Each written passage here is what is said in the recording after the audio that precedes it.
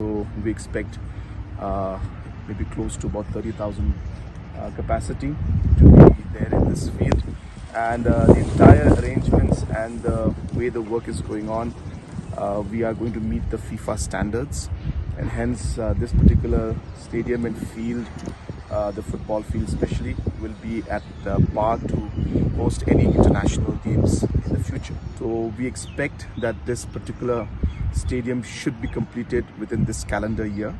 We're expecting that by November end and December first week that we should be able to complete and inaugurate this particular stadium completely renovated.